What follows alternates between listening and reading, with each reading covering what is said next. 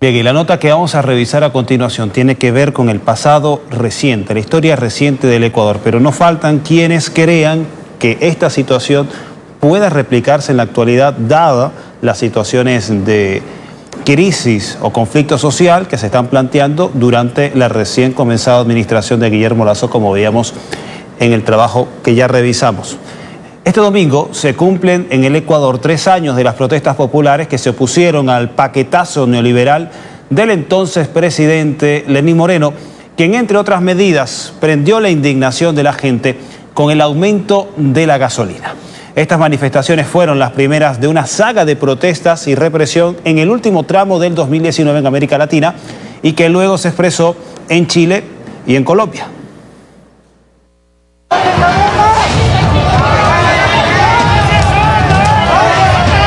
El 3 de octubre de 2019 el Ecuador pasó de la tranquilidad a convertirse en un literal estado de protesta. Esa vez el pueblo tomó las calles en reacción al paquete de medidas económicas tomadas por el entonces presidente Lenín Moreno, quien incluyó un polémico aumento de la gasolina. Para Moreno, la medida era una decisión dura, pero necesaria. Compatriotas, es necesario corregir graves errores de la economía ecuatoriana. El país destina más de 1.300 millones de dólares al año en subsidios al diésel, a la gasolina extra. En el continente, el único país que tiene ese subsidio es Venezuela. Y estarán de acuerdo conmigo, no es el mejor ejemplo a seguir. Además, y ustedes lo saben, ese subsidio ha beneficiado durante décadas principalmente a los que no lo necesitaban y a los que viven del contrabando. Estos recursos deben invertirse en salud, en educación, en vivienda, en seguridad social para todos los ecuatorianos. Por eso he firmado el decreto que libera el precio del diésel y de la gasolina extra.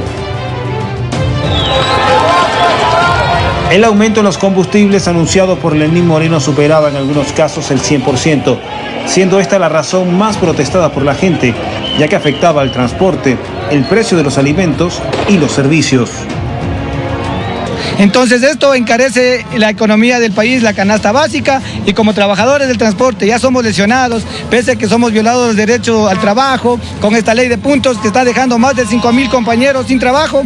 Las fotoradares son un atraco a los trabajadores del transporte y a la ciudadanía en general. Se trata de un paquetazo neoliberal, se trata del retorno del neoliberalismo al Ecuador, se trata de un proceso que ya lo vivieron en Argentina con el gobierno de Macri, que lo están viviendo en Francia con el gobierno de Macron. Se trata de la resistencia a políticas caducas, a políticas que ya fracasaron en otros países.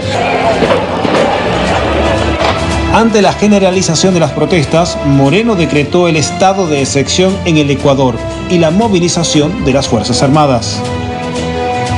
Con el fin de precautelar la seguridad ciudadana y evitar el caos, he dispuesto el estado de excepción a nivel nacional.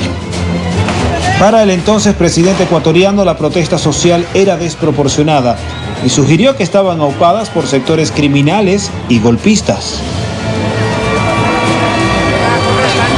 Debemos abandonar esa costumbre que linda con lo miserable de tratar de imponer criterios y peor todavía con actos vandálicos y actos de violencia. Los sectores indígenas se sumaron también a la ola de movilizaciones en todo el país en rechazo al paquetazo de Lenín Moreno y exigieron la derogación de las medidas o la renuncia del presidente. Ahí, le tiene. Ahí. Dale, ahí está. Entonces la ciudad de Quito era el corazón de la protesta social, por lo que Lenín Moreno mudó la sede del gobierno hasta Guayaquil, desde donde reafirmó que no iba a dar marcha atrás al rumbo económico que levantó a todo un país.